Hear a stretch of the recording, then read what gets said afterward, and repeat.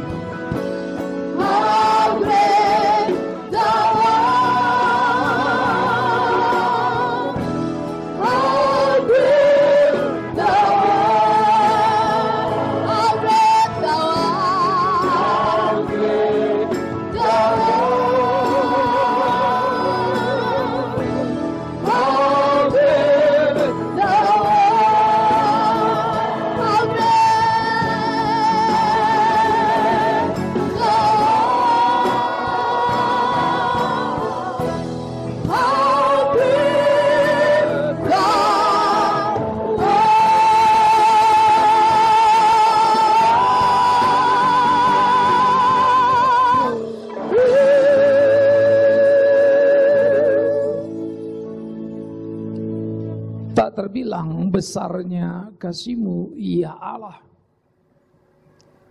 Karya yang Kau ukir di kehidupan kami, ciptaan-Mu yang bercerita, hidup kami menjadi saksi tak terbantah. Betapa besarnya karya-Mu, keajaiban alam semesta menceritakannya. Tapi kami seringkali gagal memaknai. Terjebak dalam jerat sementara dunia. Kami berputar, berjalan lelah.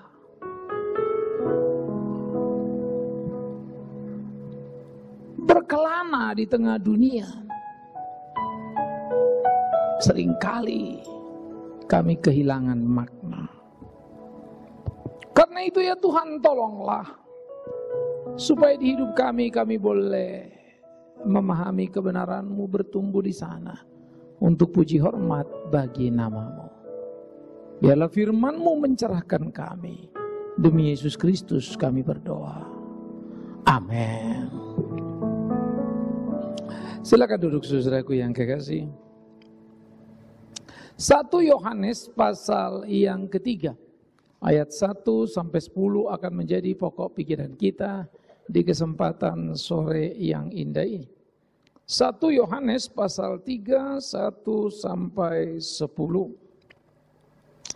Saya akan baca 1, saudara-saudara baca 2, kita bergantian hingga selesai ayat 10 dari 1 Yohanes pasal yang ketiga. Lihatlah betapa besarnya kasih yang dikaruniakan Bapa kepada kita, sehingga kita disebut anak-anak Allah, dan memang kita adalah anak-anak Allah.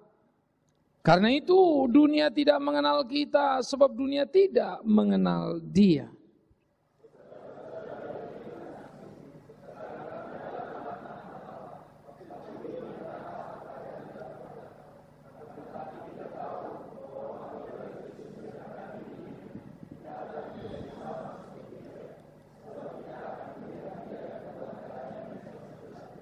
Setiap orang yang menaruh pengharapan itu kepadanya menyucikan diri sama seperti Dia yang adalah suci.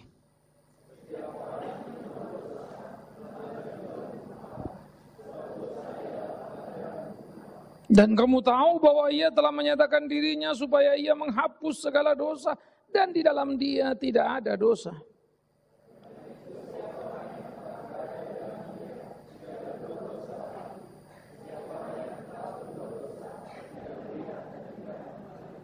Anak-anakku, janganlah membiarkan seorang pun menyesatkan kamu. Barang siapa yang berbuat kebenaran adalah benar, sama seperti Kristus adalah benar.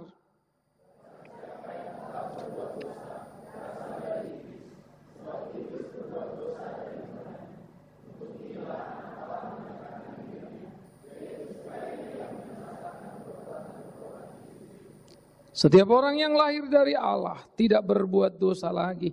Sebab benih ilahi tetap ada di dalam dia. Dan ia tidak dapat berbuat dosa karena dia lahir dari Allah.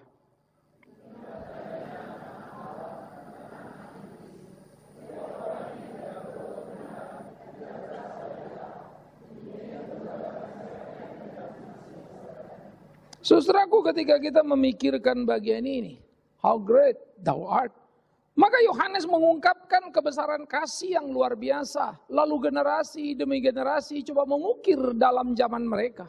Betapa ajaibnya, betapa luar biasanya karya cipta Allah. Yang jadi masalah bukan kisah yang kita warisi, tapi peran serta kita, kontribusi kita di zaman kita. Apa yang kita kerjakan selalu menjadi pertanyaan penting. Seperti seorang pengkhotbah yang menyampaikan khotbah dengan meledak-ledak, lalu berkata Tuhan Maha Kuasa. Tetapi hidupnya apakah betul diwarnai kekuasaan yang ada? Bukankah gereja berjalan miring? Kalau memang betul kasih Allah yang besar adalah besar, bukankah semestinya gereja pun ada pada posisi dengan karya-karya yang luar biasa? Karena Allah tetap sama, dulu sekarang sampai selama-lamanya. Lihatlah betapa besar kasih yang dikaruniakan kepada kita, sehingga kita disebut anak-anak Allah. 2 minggu berturut-turut kita sudah merenungkan betapa besar karya Allah di dalam ciptaannya. Alam semesta yang dijadikannya. Siapa yang mau membantah cerita itu? Dari ketinggian seperti yang saya pernah ceritakan, Einstein melihat ke bawah. Seorang brilian lalu melihat jauh ke sana betapa kecilnya benda-benda yang di bawah sana. Bagaimana Allah di tempat nun jauh yang tidak terukur melihat ke bawah. Betapa tiada berartinya kita. Dan betapa ajaibnya ketika pemazmur menemukan manusia hanya debu di hadapan Allah. Tiada maknanya. Tetapi betapa sombong dan besar kepalanya kita dalam hari-hari hidup kita. Bukankah itu berlawanan dengan kebenaran yang Alkitab ajarkan? Ia menebus kita dari segala dosa dan kejahatan kita. Dia datang menolong tetapi kita menyalibkannya. Itulah balasan yang bisa kita lakukan. Kejahatan untuk ganti kebaikannya. Bukankah kita telah celaka? Betapa hebat karya ciptanya. Betapa hebat karya tebusnya. Maka sejauh mana sebetulnya kita mampu merenungkan kebesaran itu. Pada waktu Calvert memikirkan bagian itu. Si anak muda yang terus merenungkan kasih Allah. Pada waktu cuaca tak begitu baik. Petir menggelegar, membuat dia tersentak. Betapa dahsyatnya. Tetapi dia menangkap momentum itu. Tak berlari dan bersembunyi di balik jendela. Supaya tidak melihatnya. Justru dia menangkap momentum. Betapa amat sangat ajaibnya. Dan dia menggoreskan itu. Dalam syair indah seperti kisah tadi lalu menjadi sebuah lagu.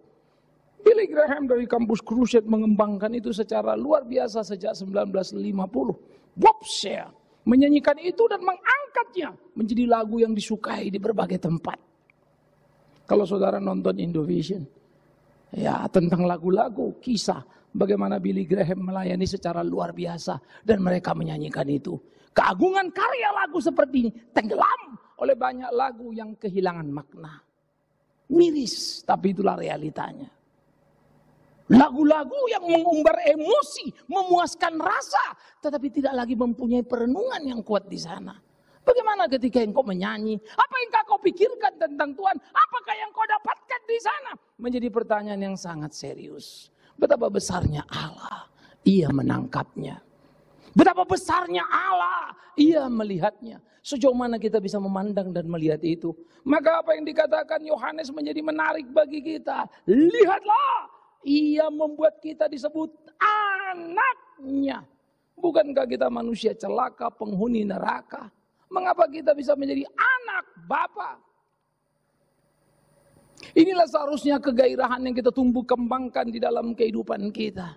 Izinkan aku sedikit mengajak untuk kita bisa melihat seorang anak gelandang, tak punya ayah, tak punya ibu. Hidupnya dari tempat sampah satu ke tempat sampah yang lainnya. Berebut dengan anjing untuk mempertahankan hidupnya. Makannya adalah sampah. Kejorokan adalah warna hidupnya. Seorang raja melintas dan mengambil anak itu. Mengatur para pesuruh dan memandikannya. Anak itu dimandikan begitu luar biasanya. Bersih. Lalu dia mulai dijamu oleh sang raja. Mulai sekarang engkau tinggal di istanaku. Tidak lagi di tempat sampah. Tahukah kau apa yang dilakukan anak itu? Dimandinya, sabun digigitnya.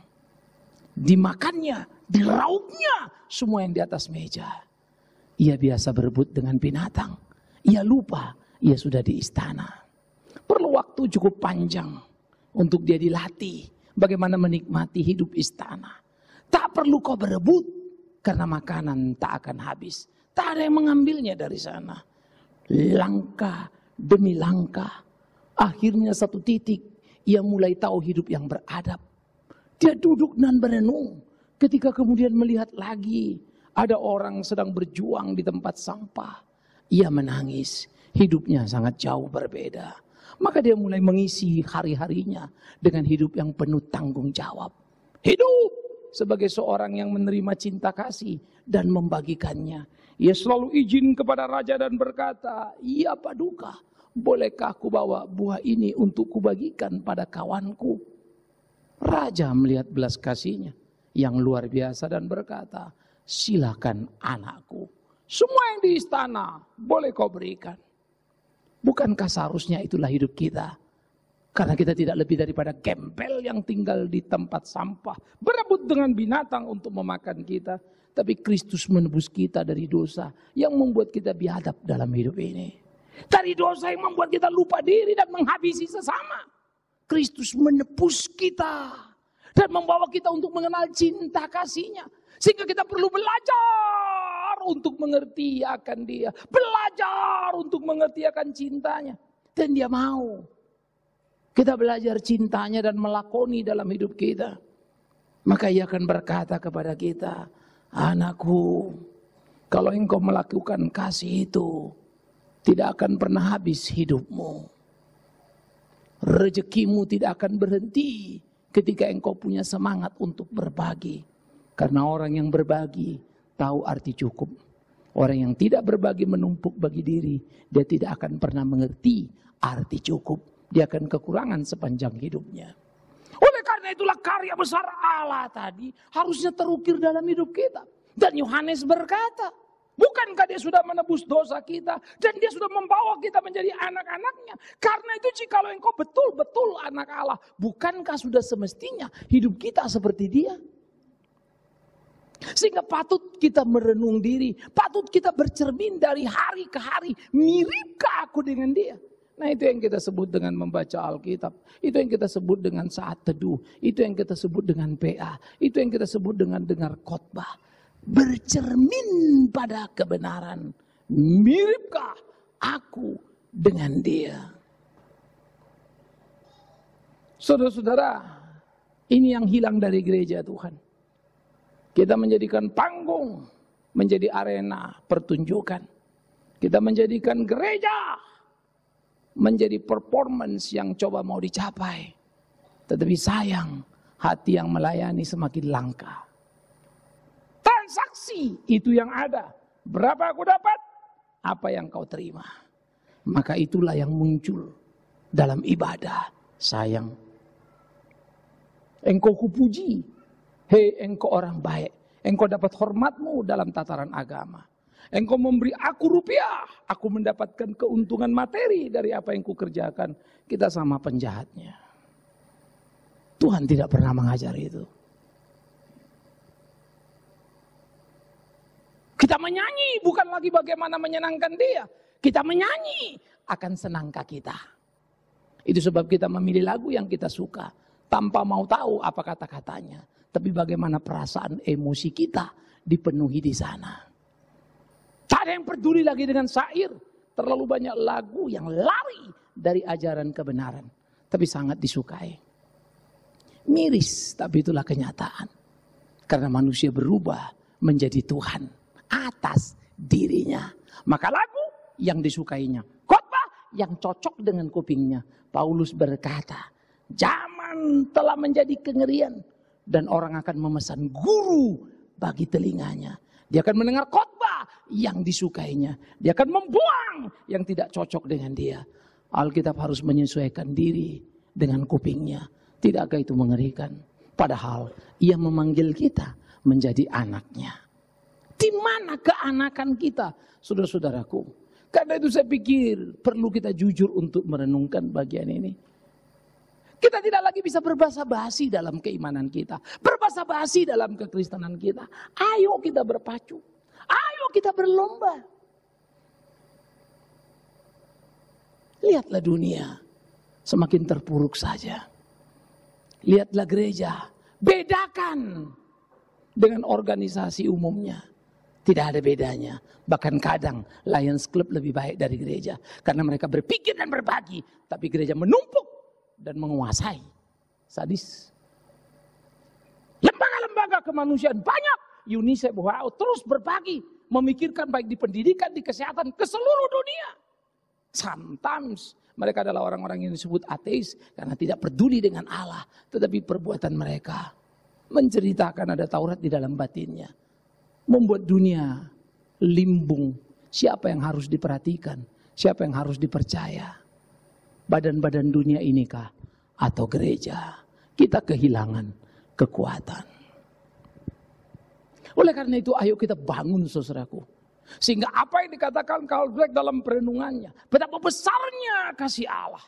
Dan bagaimana orang-orang mensyukuri anugerah yang luar biasa. Dan kita belajar untuk melakoninya. Ingat kata pemazmur. Siapakah manusia? Sehingga kau mencarikannya hampir seperti engkau ya Allah. Itu Mazmur 8. Sebuah jeritan ketahuan diri. Sebuah jeritan kesadaran siapakah manusia. Sampai engkau menjadikannya seperti Allah. Karena Allah menciptakan manusia segambar dan serupa dengan dirinya. Manusia hanya debu tapi kau memperhatikannya. Manusia pemberontak tapi engkau mengasihinya. Why God? How great thou art. Berapa besarnya? Nah saudara-saudaraku yang kekasih. Apa yang dikatakan Yohanes kepada kita menjadi sangat penting. Karena itu orang siapa dikatakan yang menaruh pengharapan kepada Kristus. Menyucikan dirinya. Sama seperti dia yang adalah suci. Artinya. Aku percaya pada Yesus. Pertanyaan pertama. Adakah hidupmu seperti Yesus?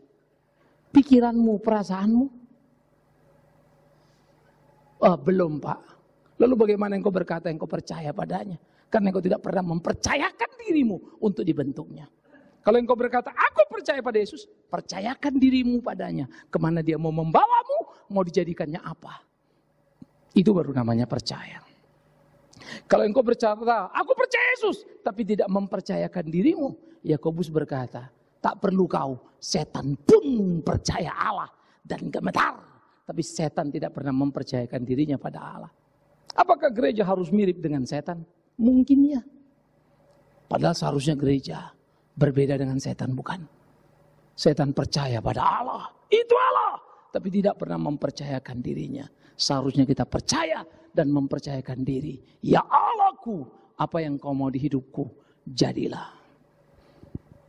Oleh karena itulah digambarkan bagaimana pergumulan gereja Tuhan, bagaimana pergumulan orang Kristen melawan dosa di dalam kehidupannya. Sehingga dikatakan orang-orang percaya tidak lagi hidup di dalam dosa, tidak lagi berbuat dosa. Bentuknya continuous tense. Ada orang bilang begini, Pak, mana mungkin orang hidup tidak berdosa? Saya akan jawab kamu, mungkin. Jangan lagi pernah membodohi diri kita bahwa tidak mungkin manusia tanpa dosa. Mungkin kalau dia sudah ditebus Kristus. Penebusan Kristus adalah penebusan sempurna, membuat kita punya kekuatan sempurna untuk melawan dosa. Itu sebab kalau kita jatuh dalam dosa, Tuhan marah. Tapi kalau kita sadar dan ngaku, Tuhan ampuni aku, Ia setia dan adil adanya, panjang sabarnya. Tapi jangan main-main. Ia memang pemurah, tapi jangan buat murahan. Ia penuh kasih sayang, tetapi bukan recehan. Sehingga seni bertuhan adalah seni kedisiplinan di dalam hidup yang bergairah untuk mau lebih maju dan lebih maju dan lebih maju. Sehingga masih bisa jatuh dalam dosa? Bisa. Tapi jangan lupa, bisa tidak berdosa? Bisa sekali. Oleh karena itu kalau kita jatuh, jangan bilang namanya juga manusia. No! Itu namanya dosa. Kedagingan yang muncul.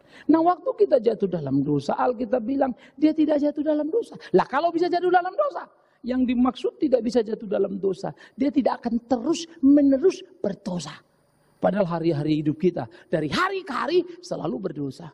Kita tidak pernah bergumul dalam hidup ini. Harusnya kita mau hitung.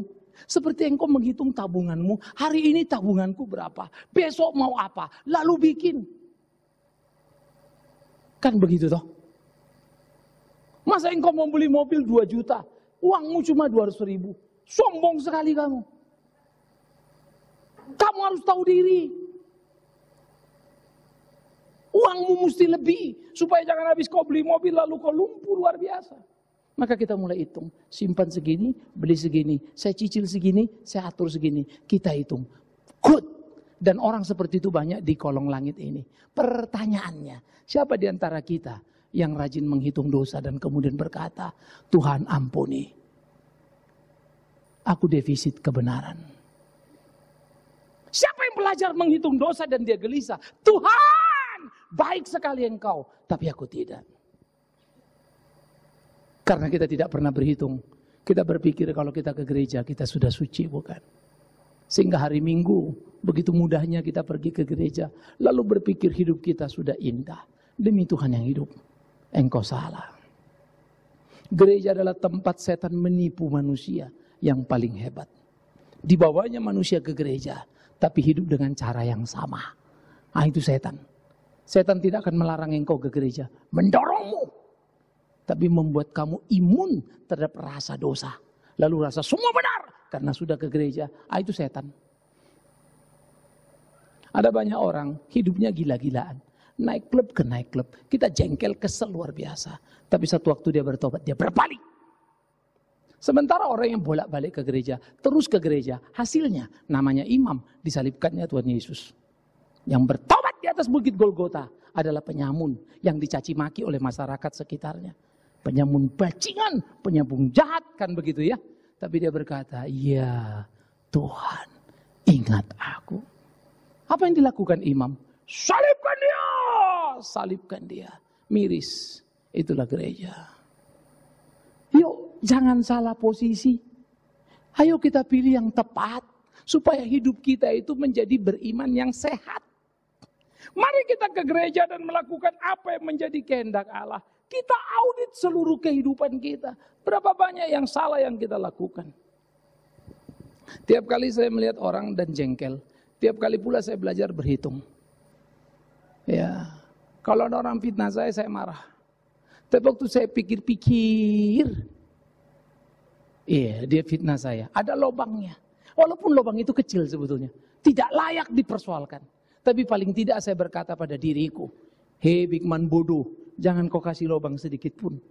Orang jahat akan masuk lewat situ. Maka aku akan berusaha lagi menutupi lubang itu.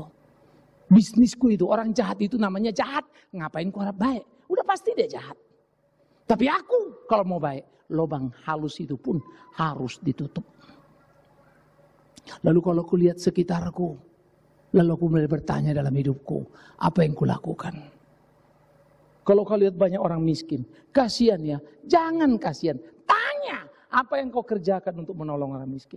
Saya sih nggak kerja apa-apa, Pak. Maka kasihanilah dirimu. Kau orang yang paling bodoh. Punya kesempatan menolong orang.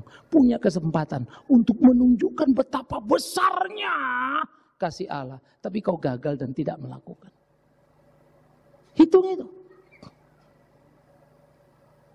Maka disitulah kita bergumul untuk mengerti betapa besarnya karyanya di dalam hidup kita. Maka kita harus terukir menjadi manusia-manusia yang seperti Allah kehendaki. Bagaimana kemudian kita belajar melakukan kebenaran itu. Bagaimana kita bergumul dan bertanding, saudara-saudaraku. Saya suka berkata, orang ribut dengan Buddha suci. Mereka mah cuma berbuat baik, Pak, supaya selamat. Demi Tuhan yang hidup. Kalau mereka berbuat baik supaya selamat. Kau yang selamat kenapa tidak baik-baik? Itu persoalannya. Kenapa kau maki mereka? Malulah kau. Saya kagum pada Paulus di kitab Roma. Hei kalian orang Roma. Kau ngomong Taurat, omong kosong kau semua. Kau lihat orang-orang itu tidak tahu Taurat. Tapi kau lihat kelakuannya. Sesuai dengan hukum Taurat. Sesungguhnya mereka tidak memegang buku Taurat. Tapi hati mereka dikuasai oleh Taurat itu. Jangan sampai Tuhan menghardik kita. Celakalah kau yang ke gereja. Kau tidak mengasihi orang di sekitarmu. Tapi orang yang di luar sana. Hidupnya lebih Kristen dari kamu. Tidak heran kalau dia berkata. Kalau hidup keagamaanmu. Tidak lebih baik. Dari orang Parisi. Ahli Taurat. Kau tidak layak masuk surga.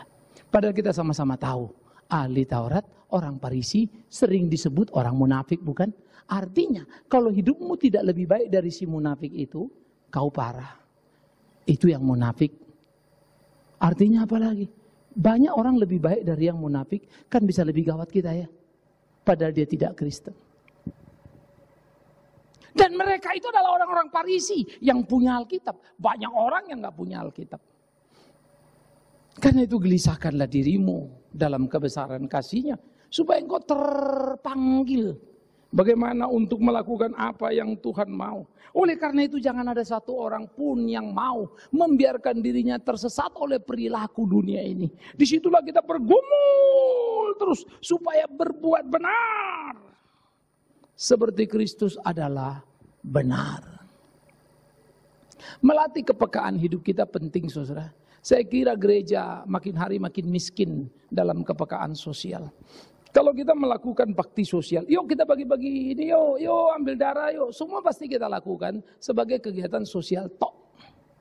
Kita kehilangan momentum pergumulan cinta kasih Allah dalam hidup kita. Dan kita berbuat berdasarkan cinta kasih.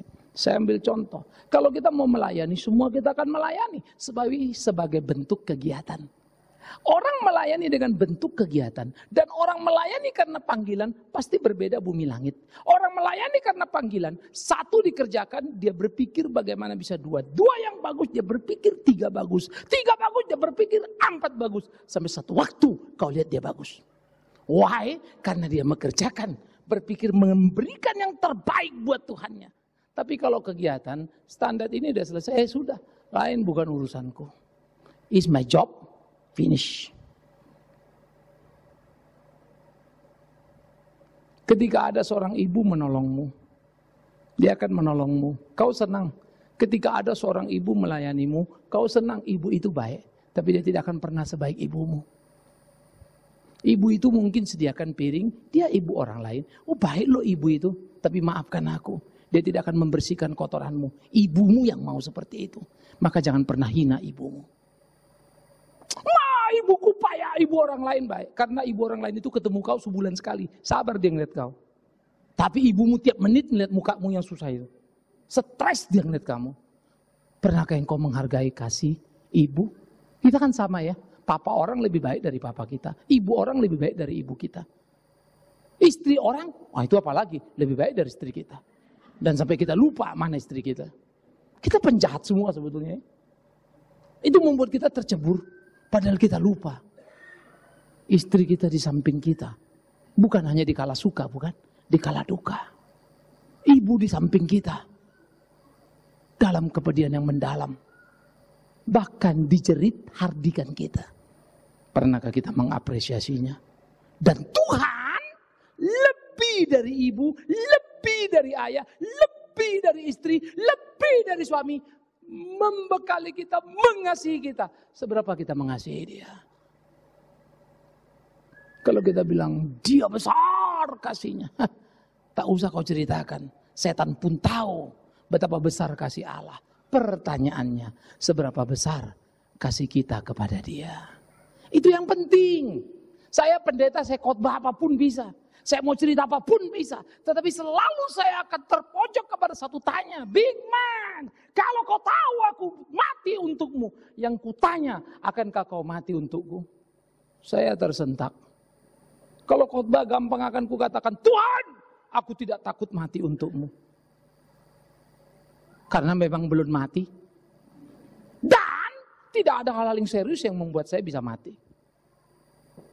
Tapi kalau sampai datang orang, karena aku pendeta dan ingin membacokku, aku tidak tahu apa yang akan kulakukan. Itu sebab aku berdoa, kalau itu terjadi ya Tuhanku, jangan sampai aku menyangkalimu. Pak Bigman gak boleh gitu dong, mesti kalimat yakin dong. Tidak apa-apa, aku tidak mau jadi penipu. Terserah kalau kau mau jadi penipu. Bisa mengerti maksud saya? Aku takut mati. Ada kegentaran itu. Tidak terbayangkan kalau aku dibacok orang. Tidak terbayangkan kalau kemudian hari ini mobilku tidak ada, rumahku tidak ada. Tidak terbayangkan kalau aku mengalami yang dialami oleh Ayub. Jujur, tidak terbayangkan. Aku tahu dia besar kasihnya. Aku tahu dia begitu luar biasa. Tapi kalau dia ambil semuanya, sulit bagiku untuk rela. Itu sebab aku kagum pada Ayub. Hebatnya iman itu. Dan itu membuat aku berdoa, ya Tuhan, kalau itu terjadi di hidupku, tolong aku tidak menyangkalmu. Tolong aku tetap di jalanmu. Dia besar? Ya. Dia berkuasa? Ya. Dia yang ciptakan langit? Ya. Dia yang menebus dosa? Ya. Pertanyaannya, apa yang kau lakukan pada dunia yang dipercayakannya padamu? Apa yang kau lakukan pada orang di sekitar yang ditaruhnya di sekitar kita itu? Itulah seharusnya perenungan keimanan kita. Supaya kita bisa hidup sungguh-sungguh melakukan apa yang menjadi kehendak Tuhan kita. Saya selalu suka berkata dan akan terus berkata. Kalian tahu artinya bahagia? Bahagia tidak sama dengan kau sakit lalu dokter bilang puji Tuhan sudah sembuh. Kansernya sudah hilang. Allah Maha Kuasa. Aku cuma mau tanya kalau kansernya masih ada apakah Allah tidak Maha Kuasa?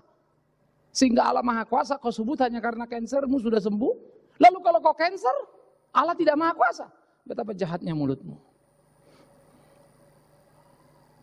Puji Tuhan, sekarang kita kaya, bisnis kita sukses. Emang kalau bisnismu gagal, apa kau pikir Allah tidak menjagamu?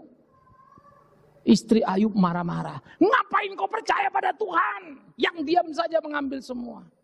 Tapi Ayub tahu, ya Allah yang besar. Jangan hanya mau yang baik saja. Yang jelek pun harus terima. Saya suka kalimat Ayub. Ya, kalau saudara baca mungkin susah ngerti. Ayub lucu ya, kok ngomong jangan cuma yang mau baik dari Allah. Yang jahat dari Allah pun kau mesti mau. Yang jelek pun mesti mau. Emang Allah pernah kasih yang jelek?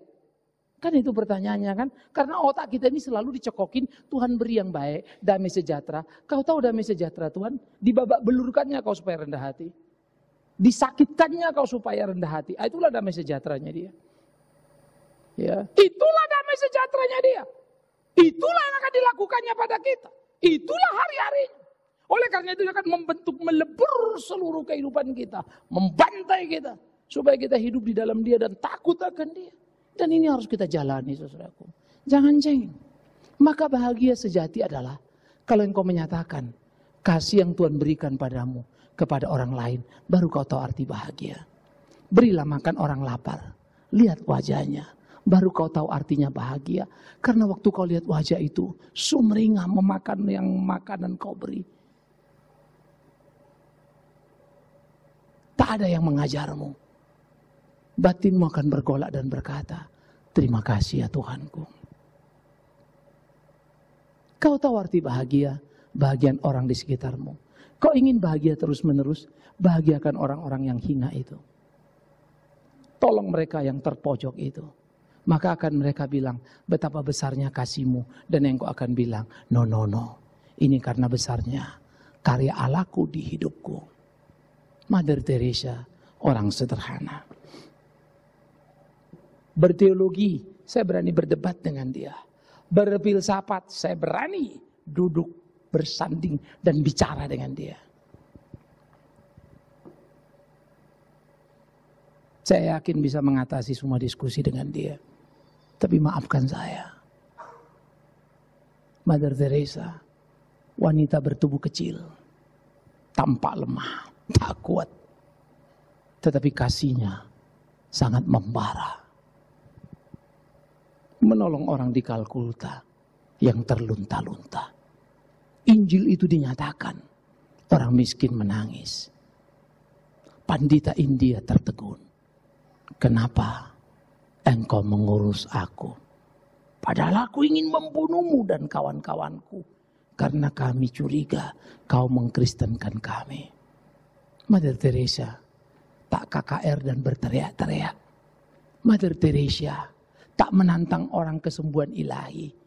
Pandita itu diurusnya, diberinya obat, disuapinya. Dan ia pun menjawab, aku mengasihimu. Dengan kasih yang kau sebut besar itu. Harap kau tahu, Yesus yang mengasihiku dengan kasih yang besar. Dan disuruhnya aku mengasihimu. So very simple.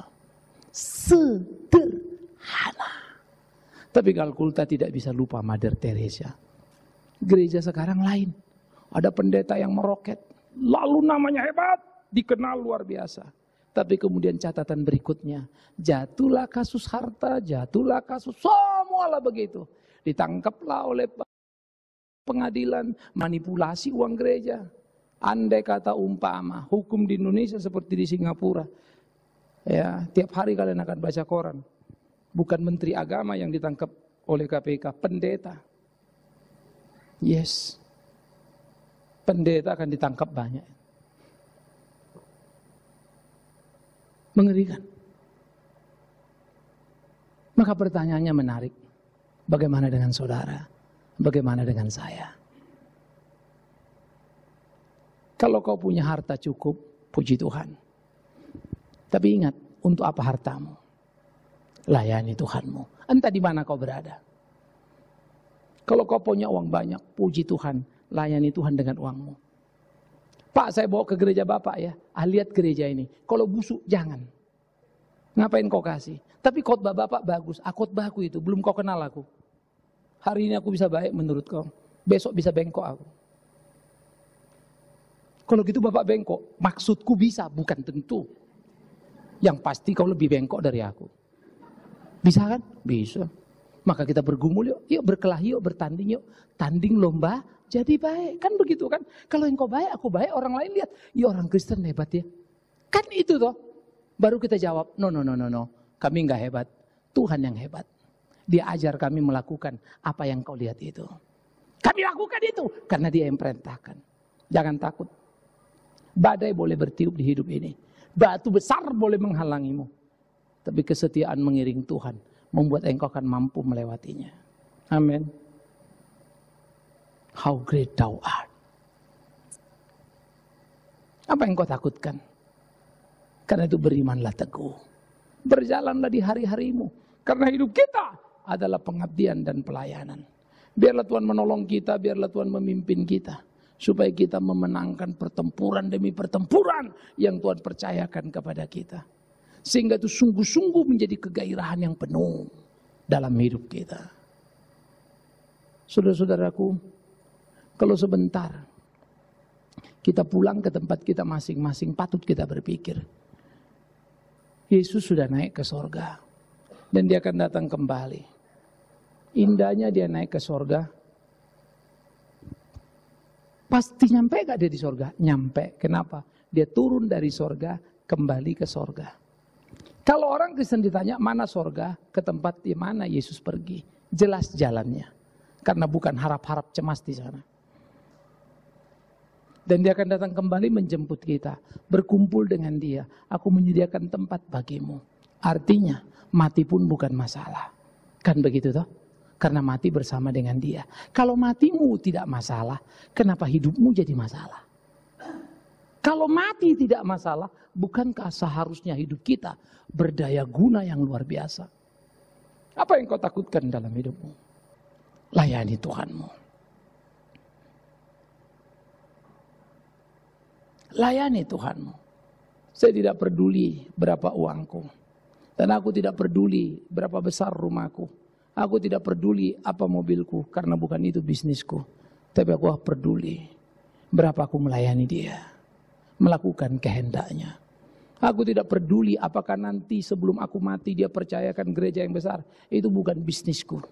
Aku tidak peduli berapa sekolah yang bisa kita bangun nanti. Itu bukan urusanku. Urusanku berapa banyak waktuku, perhatianku, sayangku kuperhatikan, kuberikan untuk anak-anakku, untuk sekolah, untuk orang susah, untuk jemaat. Dan itu sebab saya rontokkan seluruh pemikiran. Saya sekarang lebih suka memilih PA ketimbang pelayanan KKR kemana-mana. KKR gengsinya besar. Habis KKR pergi. Balik lagi setahun katakan 1-2 kali. Ya, datang 1 kali, balik lagi 6 bulan kemudian. Ketemu lagi jemaat yang sama. Lihat. Puji Tuhan, dosanya tambah. Ketemu tahun depan lagi sama. Seperti ngebuang batu ke laut, tak jelas ujung pangkalnya. Tapi kalau ku didik orang, aku ada di situ. 10, 20, terus. Maka aku akan melihat ada pikiran yang berubah. Dan baru aku tahu, itulah bahagianya menjadi orang agen kebenaran itu. Ketika orang berubah, hati kita bahagia. Thanks God. Dia menemukan kebesaran kasih itu. Itu hidup. Itu kepuasan. Itu sebab kita berkata, kita tak ingin jadi gereja yang besar. Karena itu bukan cita-cita kita. Di gereja ini, selama saya jadi pendetanya, bukan doa jadi gereja besar. Doa kita bagaimana jadi gereja yang benar. Kalau Tuhan percayakan banyak orang, terserah dia. Tapi yang kita tahu bagaimana kita benar. Tapi kalau namanya gereja benar, ya benar kerjanya. Kalau nyambut tamu, benar nyambutnya. Kalau mimpin pujian, benar mimpinnya. Kalau nyanyi, benar nyanyinya. Kalau khotbah, benar khotbahnya. Nah, itu namanya jadi orang benar kan? Tidak asal. Kalau semua melayani benar dengan hatinya, luar biasa itu. Belajarlah jadi benar, bukan jadi besar. Belajarlah jadi benar, bukan jadi besar. Belajarlah jadi benar, bukan jadi besar. Jadi benar itu paling susah. Jadi besar gampang. Ganti namamu, ikut aku, big man. Sudah besar itu. Besar itu gampang. Ya, omong besar juga gampang. Omong benar itu yang susah. Mari kita lakoni hidup kita. Karena itu berkelahilah dengan diri. Mari kita rumuskan. Tuhan menciptakan alam semesta. Tuhan menebus dosa kita. Karena di alam semesta yang Tuhan cipta, dipercayakannya pada kita, kita jatuh dalam dosa. Lalu kita ditebusnya. Padahal dia tidak punya kewajiban menebus kita. Kewajibannya cuma satu, menghukum kita. Puji Tuhan, dia tebus kita. Sesudah dia menebus kita, kita ini musuhnya. Diangkatnya menjadi anaknya. Ketika kita menjadi anaknya, ingat, engkau dan aku dari tong sampah sana diambilnya. Makan seperti binatang, berebut dengan anjing. Sekarang dididiknya di istananya. Istana kebenaran itu. Yuk hidup kita yang benar. Cara kita yang benar. Maka kemudian kita dibekalinya pengetahuan-pengetahuan surgawi. Diberinya kekuatan surgawi. Jangan berbuat dosa lagi. Marilah kita berkelahi untuk hidup benar. Maka supaya kau tidak jatuh dalam dosa, hanya ada satu cara. Bukan duduk diam, tidak keluar dari rumah. Tapi harus aktif berbuat yang benar. Perhatikan. Cara untuk hidup benar bukan mengasingkan diri, lalu kita di rumah tidak keluar-keluar. Lalu kita ke gunung, tidak keluar-keluar. No. Cara hidup yang benar adalah lakukan kebenaran terus-menerus. Sehingga engkau melihat satu waktu, engkau benci pada dosa. Dan engkau mencintai kebenaran itu. Mula-mula kebenaran tidak menyenangkan. Dia seperti pil pahit. Tapi waktu kau tahu khasiatnya, engkau akan mulai menyukainya. Dan akhirnya, hidup kita akan terus terukir. Lalu dunia akan tahu. Memang betul besar kasih Allah itu. Besar karyanya. Kulihat pada anak-anaknya. Dan ingatlah. Engkau telah dijadikan anak-anak Allah. Tapi hati-hatilah. Jangan terlalu pede. Lalu bilang aku anak Allah. Aku anak Allah. Kenapa? Karena aku ke gereja. Aku sudah dibaptis. Hati-hati. Ada enggak orang pernah ngomong kamu anak Allah? Ada enggak orang pernah bilang, saya heran lihat kamu ya, kamu sekarang berubah sekali. Kamu mirip seperti yang diceritakan Alkitab itu. Ada enggak yang ngomong itu? Lalu kamu jawab, belum ada Pak. Maka yakinlah kau bukan anak Tuhan. Loh Pak, jadi saya mesti tunjuk-tunjuk Pak, saya kesaksian sana. No. Quality of life-mu. Bukan jam panggungmu. Pasti orang bilang karena saya khotbah saya orang benar. Salah. Aku hanya benar kalau hidupku benar. Sebagai pendeta saya bisa khotbah benar? Gampang. Tapi hidup benar? Nanti dulu. Khotbah benar dan hidup benar, dua hal yang berbeda. Maka pulanglah.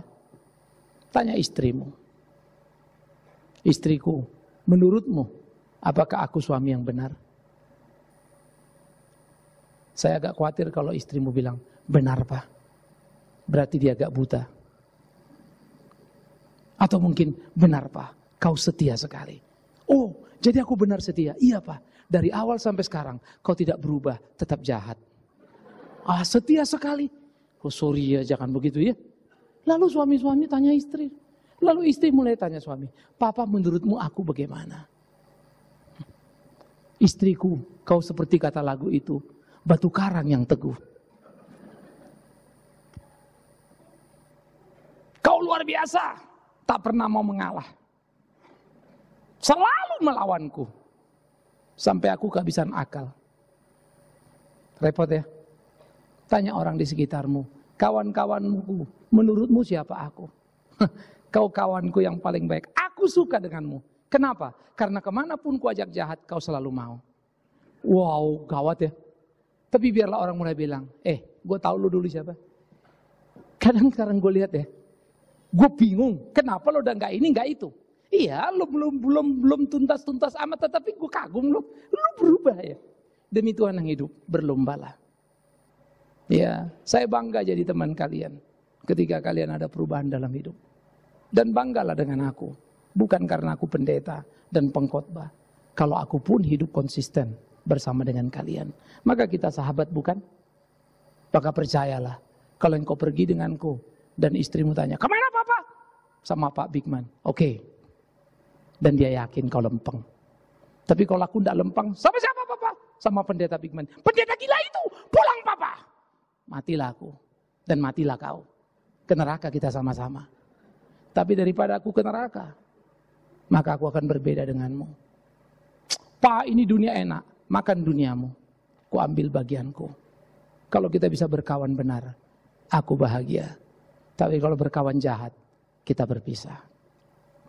Mau saudara-saudara? Nanti ngomong sama teman-teman ya. Mulai hari ini ya.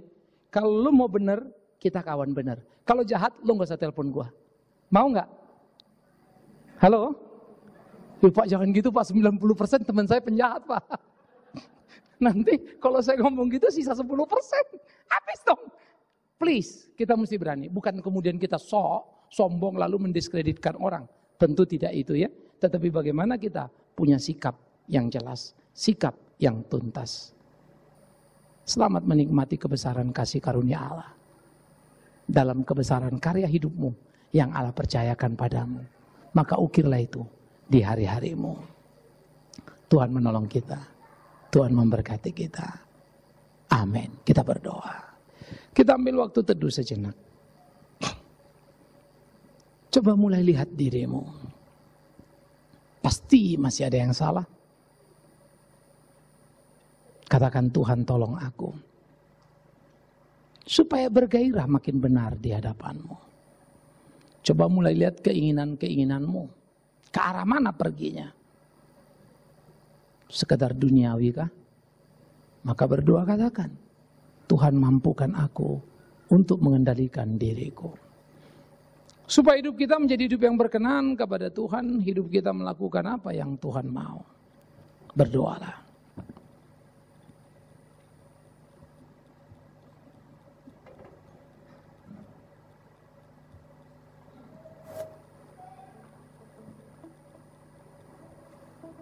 Tuhan, tak terbilang kasih-Mu, ajaib karya-Mu. Betapa besarnya, betapa luar biasanya. Tak hanya alam semesta, tapi penebusan dosa. Terima kasih. Hari ini saudaraku, siapa di antara engkau yang mendengar doa dan sadar betul? Iya, hidupku masih pada jalan yang aku mau. Aku sadar ada yang salah. Dan aku mau benar.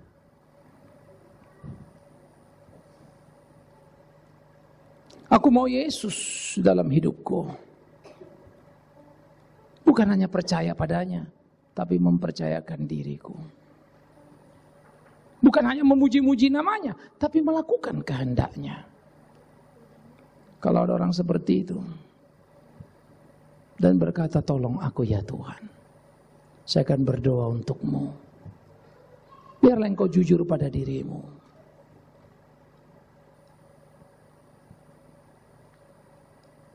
Katakan di sini aku, angkat tangan kananmu, saya akan berdoa untuk engkau.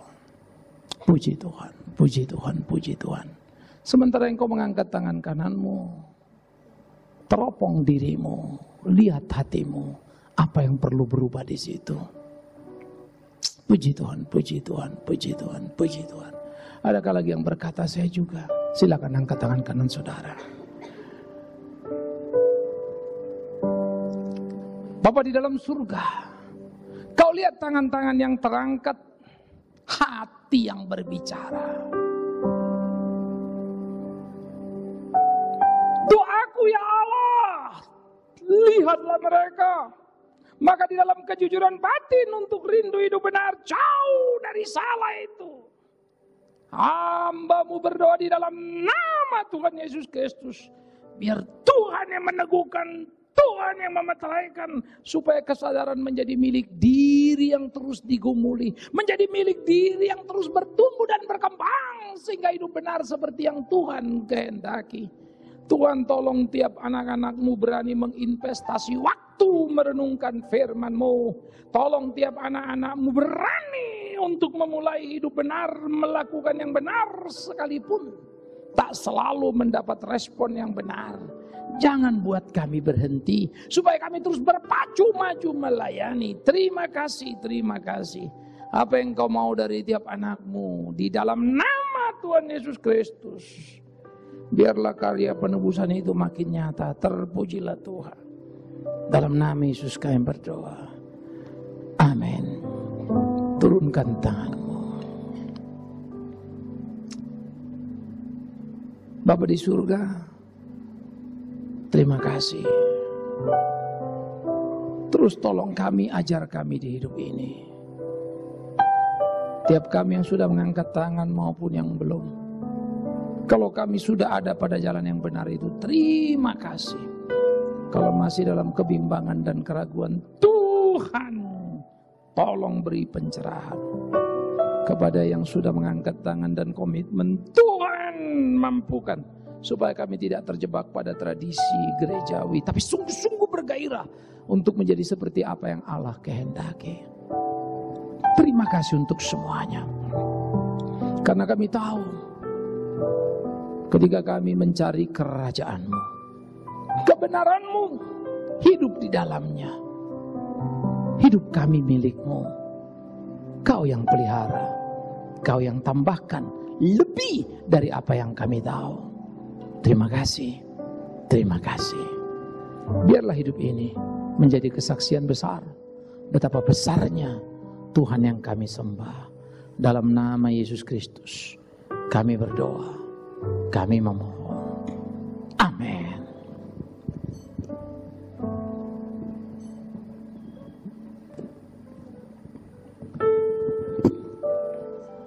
Jemaat, kami undang untuk bangkit berdiri. Bersama dengan jemaat gereja di segala abad dan tempat, kita mengikrarkan pengakuan iman rasuli kita sebagai berikut. Aku percaya kepada Allah, Bapa yang Maha Kuasa, Khalik langit dan bumi, dan kepada Yesus Kristus, Anak yang tunggal Tuhan kita, yang dikandung dari Roh Kudus, lahir dari anak darah Maria, yang menderita sengsara di bawah pemerintahan Pontius Pilatus, disalibkan, mati dan dikuburkan, turun ke dalam kerajaan maut. Pada hari yang ketiga, bangkit pula dari antara orang mati, naik ke surga, duduk di sebelah kanan Allah, Bapa yang Maha Kuasa, dan dari sana ia akan datang untuk menghakimi orang yang hidup dan yang mati. Aku percaya kepada Roh Kudus, gereja yang kudus dan am, persekutuan orang kudus, pengampunan dosa, kebangkitan orang mati, dan hidup yang kekal. Amin. Jemaat dipersilakan duduk kembali. Puji Tuhan, kita sudah diberkati oleh kebenaran firman Tuhan. Mari jemaat kasih Tuhan, kita diberikan kesempatan untuk memberikan persembahan melalui kantong dan pengucapan syukur. Ada 3 kantong, ada 3 amplop. Amplop merah untuk kepanitiaan, amplop hitam untuk operasional gereja, dan amplop biru untuk persembahan khusus. Yang merah dan yang hitam nanti akan diedarkan melalui kantong persembahan, dan yang biru sudah ada kotak yang tersedia di depan 2 dan di tengah ada 2. Bapak dan Ibu dipersilakan untuk memasukkannya.